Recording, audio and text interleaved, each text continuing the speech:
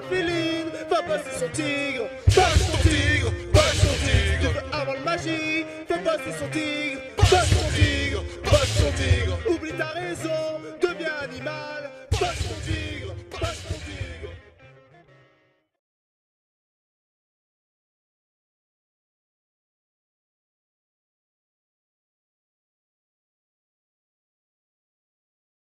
Pel que fa a les organitzacions polítiques i populistes, no? La més coneguda, evidentment, és Plataforma per Catalunya, però hi ha altres entitats, com per exemple les Joventuts de Plataforma per Catalunya i escissions de Plataforma per Catalunya com Via Democràtica, el Baix Llobregat, i després altres formacions que són menys conegudes perquè han tingut menys èxits electorals, com és, per exemple, el Movimiento Social Republicano, que amaga una faceta clarament neofeixista que té rere un discurs també populista.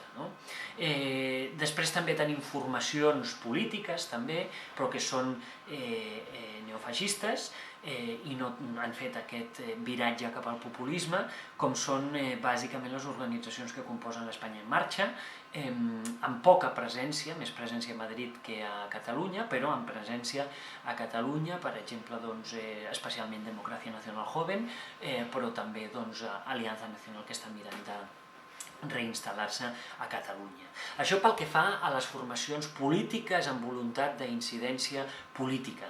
Pel que fa a les organitzacions de carrer, que són, per exemple, entitats pretesament socials o bandes juvenils amb tendència a esdevenir organitzacions criminals, tenim d'una banda el mateix, tenim la mateixa divisió, bandes clàssicament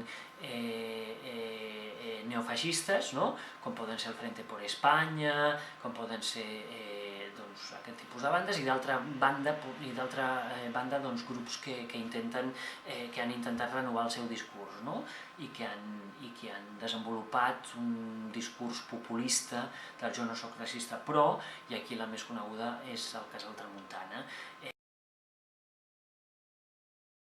El boca a boca, tractant-se de grups petits i que es coneixen entre ells, com dèiem en la pregunta anterior, és important. Més enllà del boca a boca, el que utilitzen són les xarxes socials, Facebook, Twitter, les seves pàgines web, per difondre el seu missatge. Estem veient com les xarxes socials són un lloc que està servint perquè aquesta gent s'articuli i perquè aquesta gent ataqui.